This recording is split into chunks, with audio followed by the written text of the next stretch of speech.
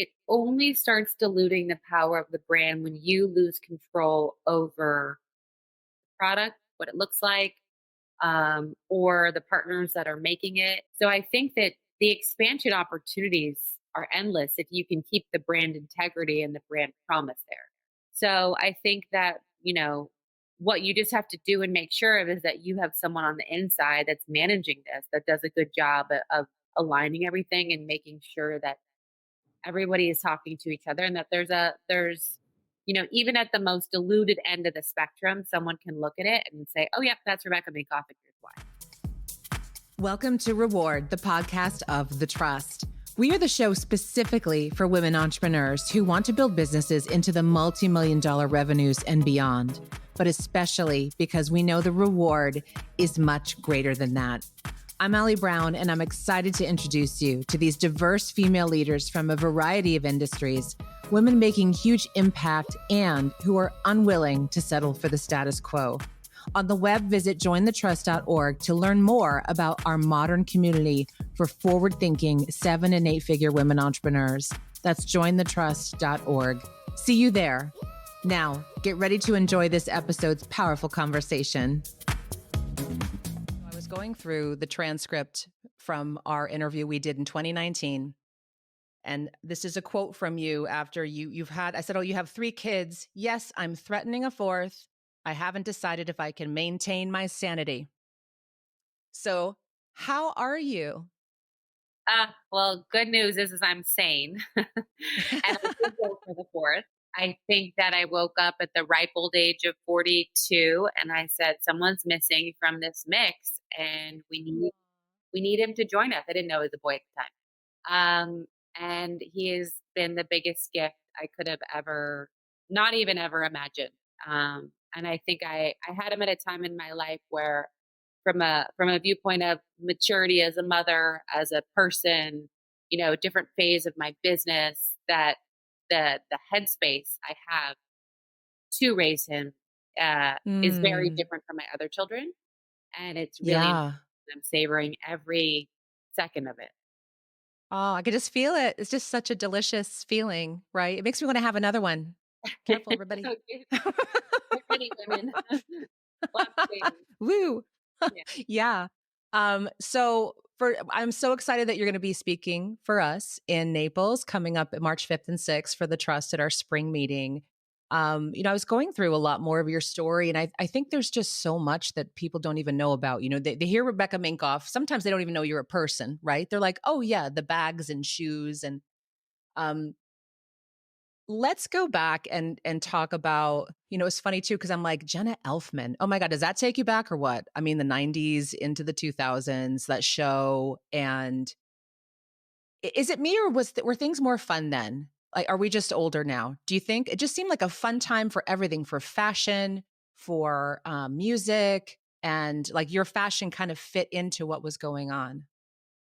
I think that, the biggest shift is now I think expectations are way higher. I think everyone has access to so much more information and FOMO. And so the highs that you can have, sometimes I feel like are less because someone makes a comment on your feed or takes a better picture, or they were invited to something and you weren't. We didn't know any of that then. It was just like, I know. you're in the moment, focused on it. Like you weren't getting your phone out to capture the concert, right? You were just in it. And I think that's what made it fun is we were focused on what we were doing. We weren't so distracted by needing to be something to everybody at all times of the day. Yeah.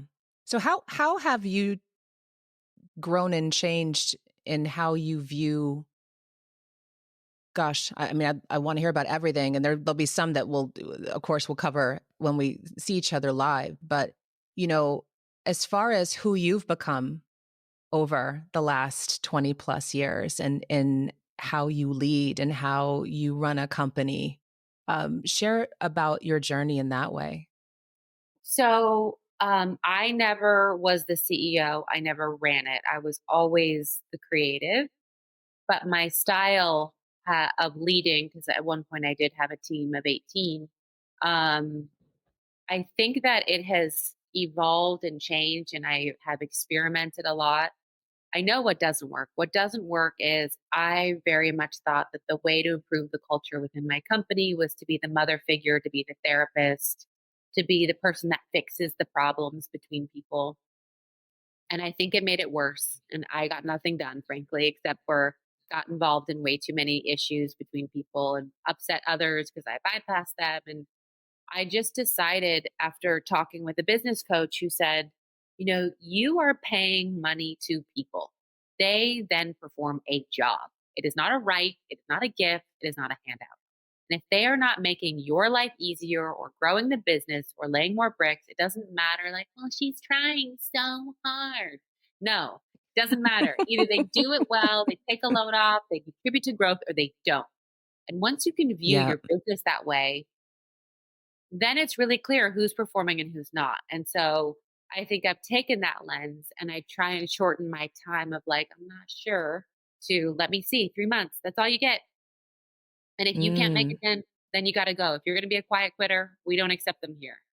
And so you can do that and not be mean, but you deserve, if it's your company and it's your blood, sweat, and tears at the end of the day, it's you getting up in the middle of the night. Like you deserve to have people that care, that want to be there, that are dedicated, that can put their own personal shit aside and perform a job.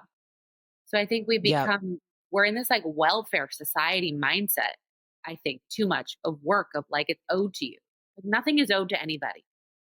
Um, and so I think that I really try and take that approach um, and then when I find someone great, man, I'll do anything to hold on to that because it's rare. Yeah. Yeah. I love this. You're bringing out the New Yorker. You're like 90 days and you're out of Leave here. me alone for a second. That is probably, over the years in coaching so many women as well. And, I've not coached many men, but I have in my observation, it's an easier decision for them. They're like, they see the purpose of the role in the business and it's more of a linear thought process, right? We're like, oh, but Jeannie's dog died Yep, and, she's trying really hard, like you said. And so we learn that and the warmth and compassion we have that is a gift, we have to manage that and balance that as leaders in our company. 100%. I mean, So, just to give you an yeah. example, like we had a girl who was working remote and didn't have childcare for her son. And I was like, one person's opinion was like, poor female focused company. I was like, we still need to have childcare for our kids. Or if Yes. you can't just be like, oh, sorry, I don't have childcare, but I'm going to work remote. No, you're not. We're all moms. There's no Right. work getting done if you don't have childcare. And so it's, I think sometimes the goal is to feel that nurturing, like you mentioned, but sometimes it just doesn't make sense for a business in that particular moment. Right. So what's changed in fashion Oh my since you gosh, started? everything. Like doesn't have to be you could talk about the style, but I mean also the so much when you think about, I mean, you've had to navigate through the dawn of social media and influencers and then fashion shows going online and just all this within a very, I mean, that's a turbulent 20 years in an industry. I mean, it's night and day. I think when I do speak about how it was, it's like people like sound like I'm talking about cavemen. So I think that it went from a very simple linear model to completely, you have to be everywhere all at once. You have to be your own media company.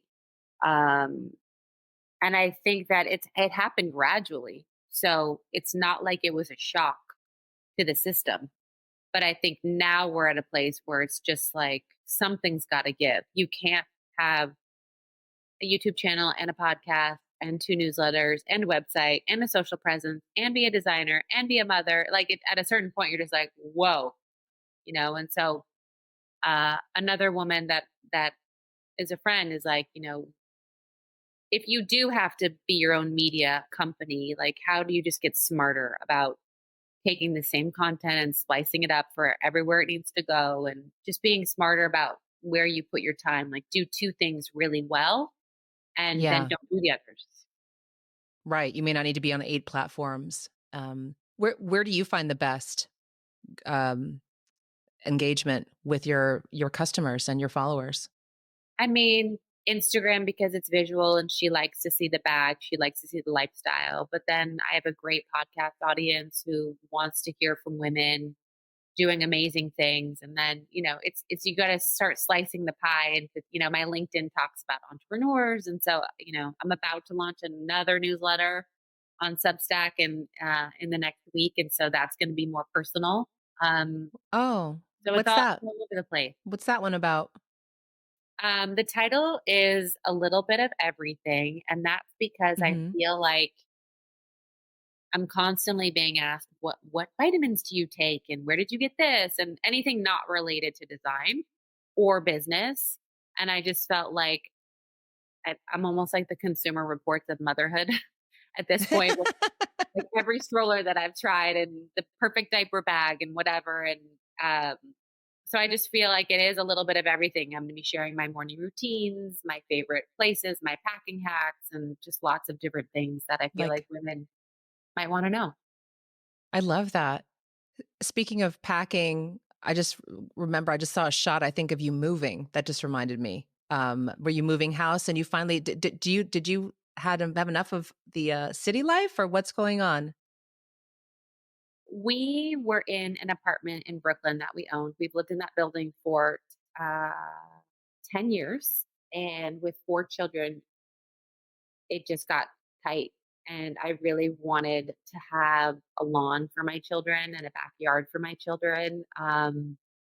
New York is in a New York City, I would say, and Brooklyn, where we were, is just in a place right now where I don't feel comfortable allowing my children to be outside unsupervised, even though Dumbo is very safe. And there Yeah. are a lot of parents who send their kids on the subway at this age at 12 and all over the city, but I just couldn't get there.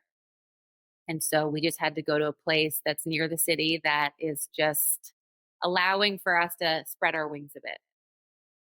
Can you share what state, or is that private? It's in New York, but You're that's still in New all. York. Okay. Yeah, Yeah. That's all we will say. Yeah. Somewhere with grass somewhere with in New grass York. in the backyard. Yeah. Yeah. I get it. I saw all the packing going on. I'm like, oh, that's a big project there. That's going to Yeah, be a that big was a job. lot. That was also really emotional, more than I thought it would be. At one point I was like, I walked out of the apartment and I was like, I'll be back, and I like went to Shake Shack and got like a big burger and fries and milkshake, and I just sat there like eating and processing like this is the end of my time in the city, and I was never gonna leave the city. Yeah, you held out pretty long. I'm sure your friends were like, having babies, and they were like all driving off, into, 2 acres plus, right, with lawns, and like get the SUV and like, the whole thing. I'm probably putting my house on the market soon as well, and it's a big, it's over 10 years. I walked in here with 5-week-old twins, and it was there's you don't realize until I wasn't ready till now because I had so many memories here, Yeah. right? And just so much crap. I mean, like, I just have to go through. And I'm not a hoarder. Like, I don't like keep a lot of stuff, but when you have, you just live in a place, it just kind of happens, right? One thing I've always loved about your brand is that it's I hope this word is okay. It's a bit discreet. It doesn't scream the brand. It doesn't have a giant, RM on the logo. Was that a conscious decision? Because when you came out, that's when a lot of fashion, if I remember, was about like logos and brands, and it was really just starting to come off. Like if you were wearing designer, you wanted to show it. I know when I first started making money, I was all about that because I'm like, it's like the look, I've made it. I can carry these bags, and then I was kind of done with it. And I actually discovered one of your bags. I mentioned it on the show, and I will still do anything to find it. It was like this white bucket bag. It had like a little Rebecca Minkoff on it, but it had tassels. And I'll talk to you later about this. We have to find this bag. The white bucket And bag, was it white with navy blue tassels? Or no, it it was was white on white? yeah, yeah. And Okay. I gotta look around for that again. I bought like 2 or 3 of them because I kept trashing them, and now I just buy another one and find it online. And I loved it though, because I'm like, oh, it looked so cool, and I got so many compliments on it. And it added a little sass or edge to anything I was wearing. So did you always have that vision, or has your style evolved since you've originally launched?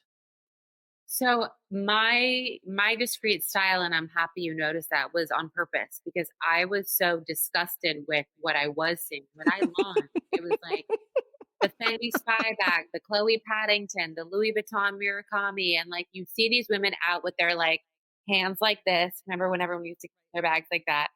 With And a dog. with a dog, yeah, exactly. And their Juicy Couture sweatpants and their Uggs. And they would be Oh like, yeah. "Look at my plaque." And I couldn't afford that. I couldn't afford my bags even, but I was like, "I want a bag that in 3 months I'm not sick of." Right? I want a bag that has a timeless quality. It's still trend forward, but there's a timelessness that if I am gonna spend when I launched my bags were around $500.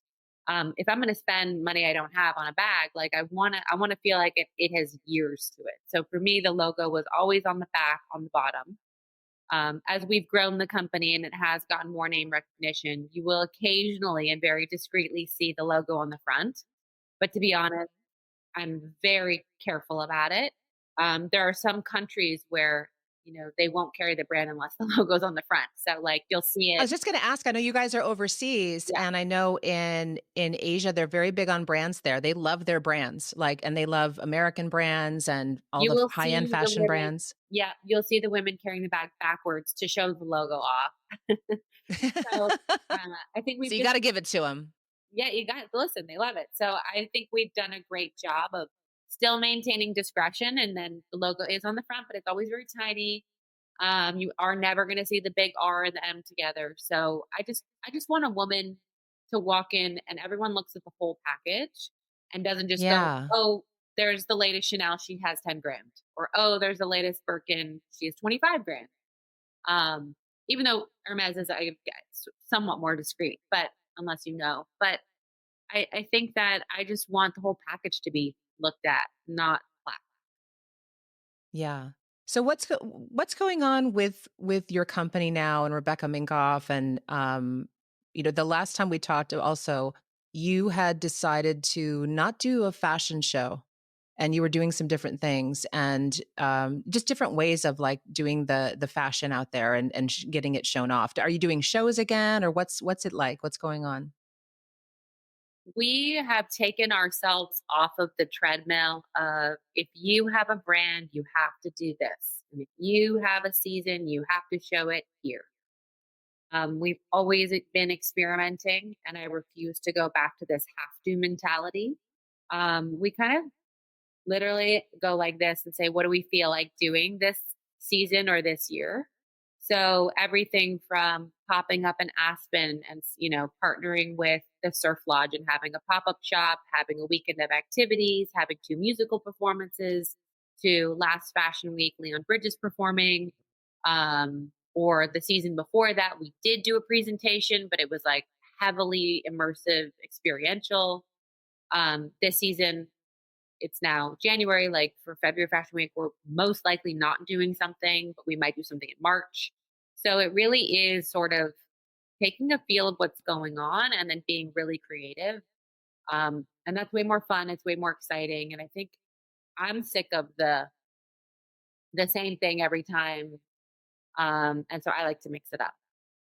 Yeah. Well, you were one of the first, if I remember, to have the courage to go direct to consumer, to involve influencers. I think I read a quote somewhere you were interviewed, and you were saying that some people in your field were like, don't dirty yourself by going down to the consumer level or, engaging with the people, right? Like let them eat cake kind of Canadian. thing.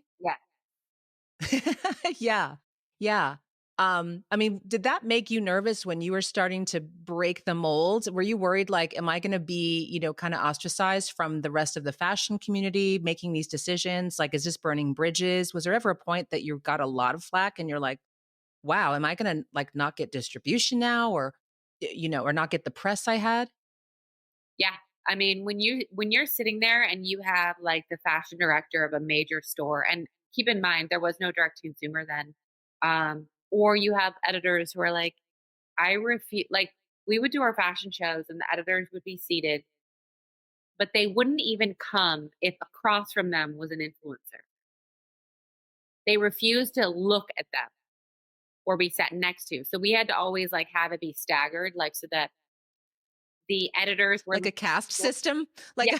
Yes, yes. We had the editors look at the celebrities and then the influencers, like I don't remember, but we always had to keep it Oh, wow. separated, and it was like they were really thought ill of, and that you shouldn't speak to your customer. And when they're making these threats and they write the orders, it is incredibly scary.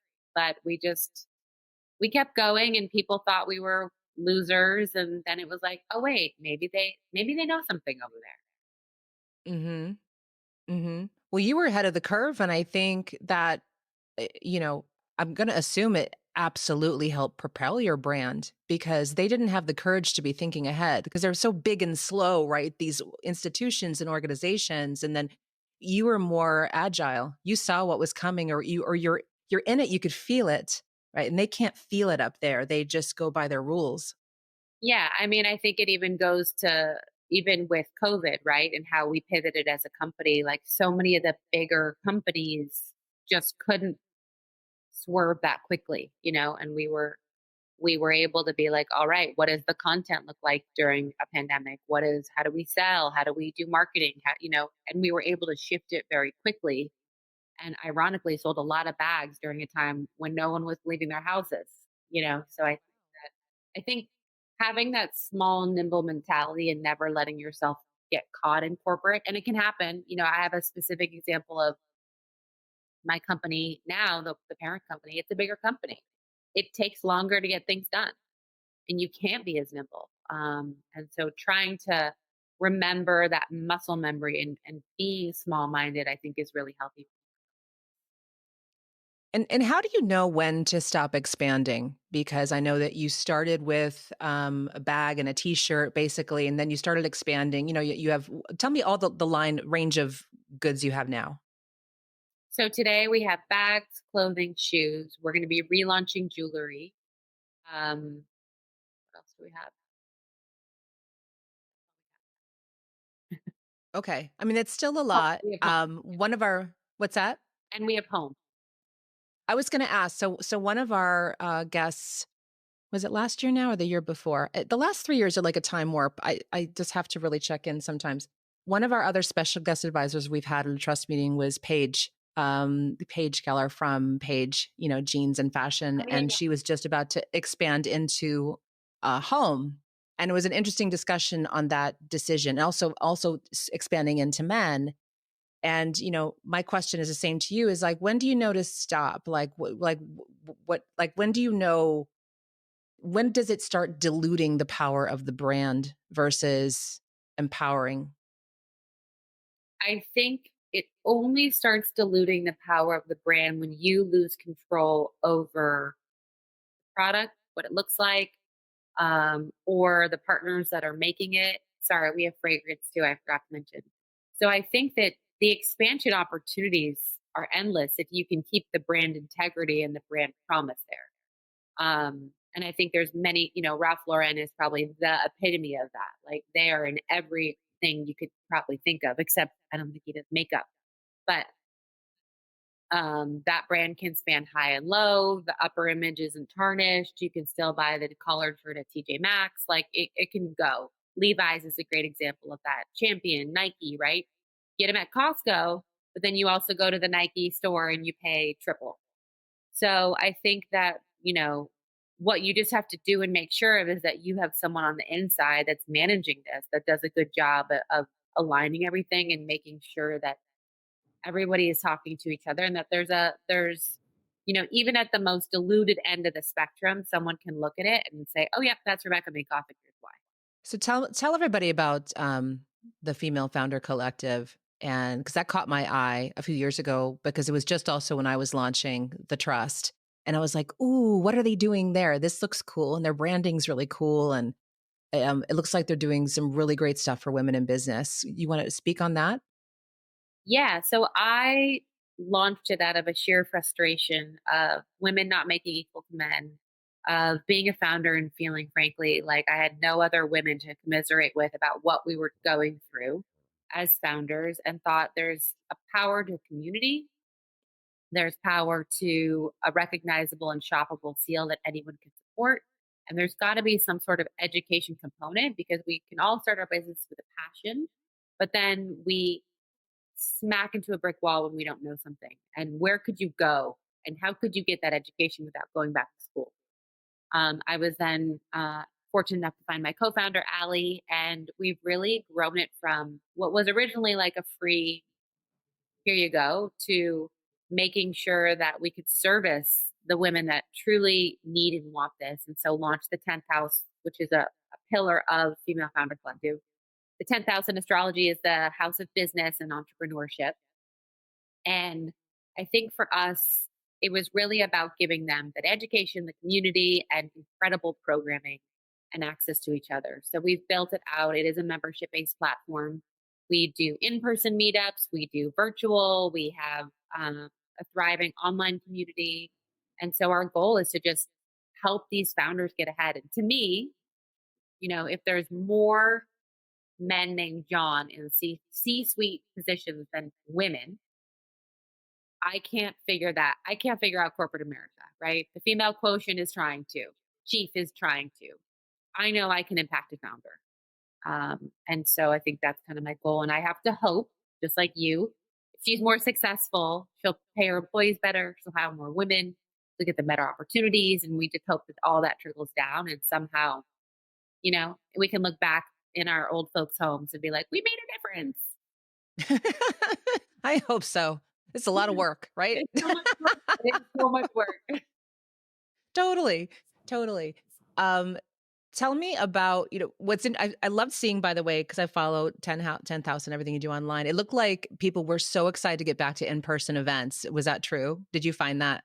Oh my God, number one survey item, in-person events. We want to see each other. So we organize what's called city sessions. So in the cities where we have lots of members, we'll organize it. We have elected people self-organizing, just getting together and just literally like commiserating and shooting the shit. Yeah, I love that. I think people are zoomed out. It's interesting. We actually will have more members attend and fly to Florida to be together in a room for 2 days than show up for a Zoom. It's just, I think people are just zoomed out now. It can be soul sucking, just so much of it. And then when you have also, especially in our group too, most of the meeting is closed doors, no recording. So man, like the real stories come out, sometimes the tears or the wins that they can't share yet. Like, I Yeah. just sold my company, but I can't tell anyone, Yeah. or I'm about to get divorced, or whatever it is. 100%. It all comes out. I What's mean, that? 100%. We did a retreat for 40 of our founders, doing 5 million plus, and like the crying and the tears and the bonding, like you can't get that from a Zoom.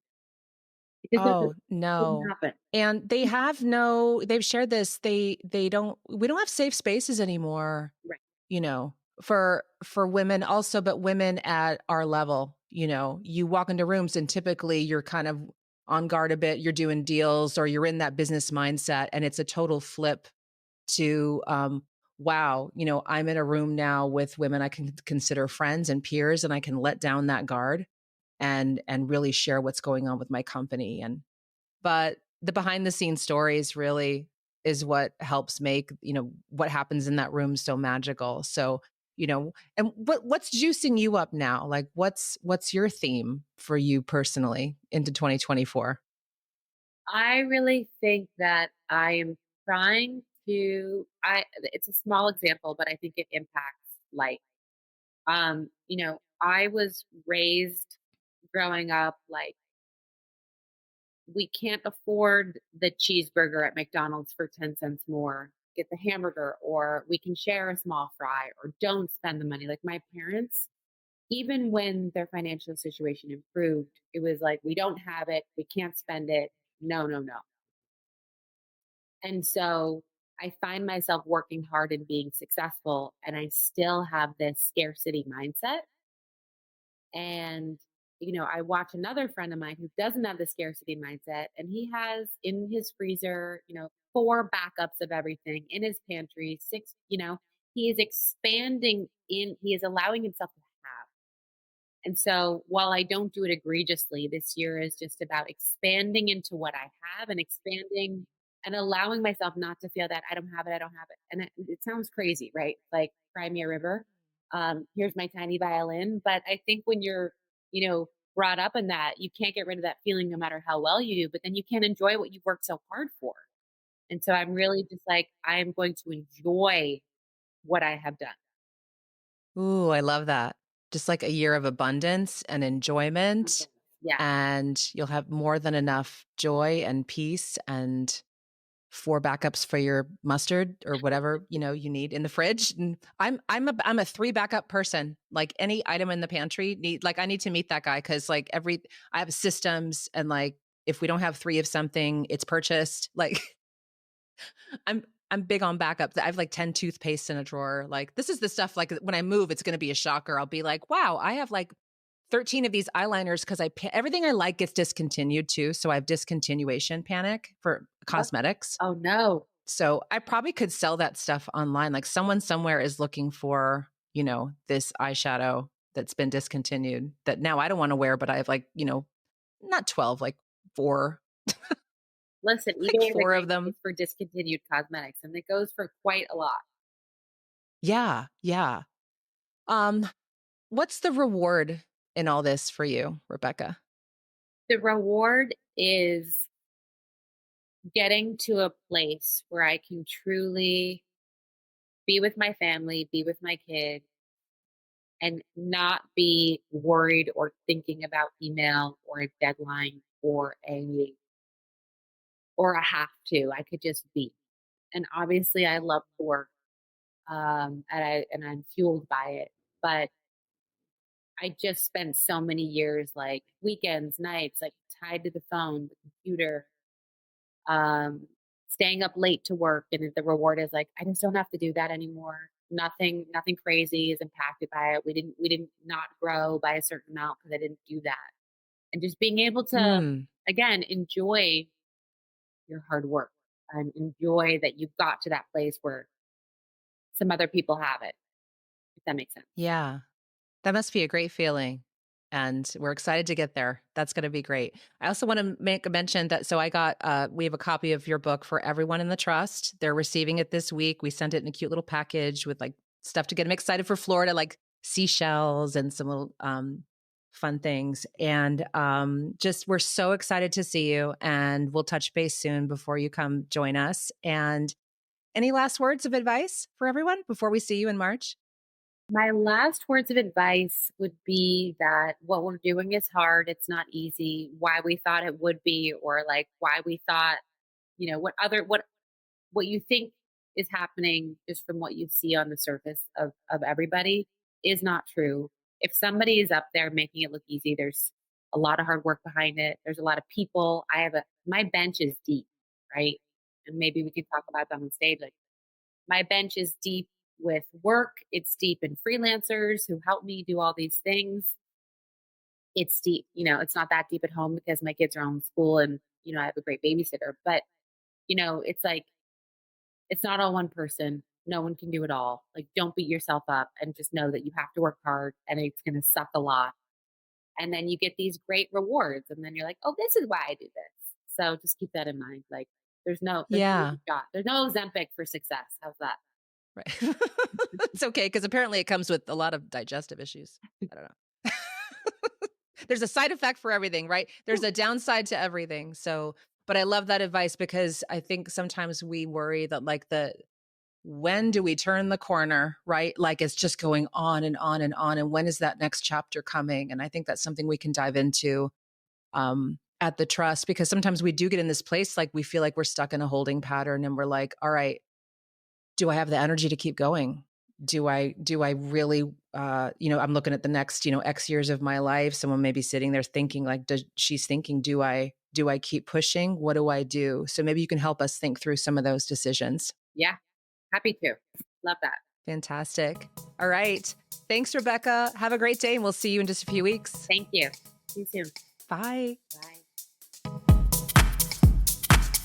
I hope you enjoyed that conversation as much as I did. Subscribe now to the Reward Podcast to be sure to not miss an episode. And don't forget to visit jointhetrust.org to learn more about our modern community for forward-thinking 7- and 8-figure women entrepreneurs. You can learn more, apply to join us, or refer another woman you know who is over the $1 million mark and is ready for a different type of women's network. We have events coming up both live and online that are truly creating new possibilities for female leaders. That's jointhetrust.org. See you there.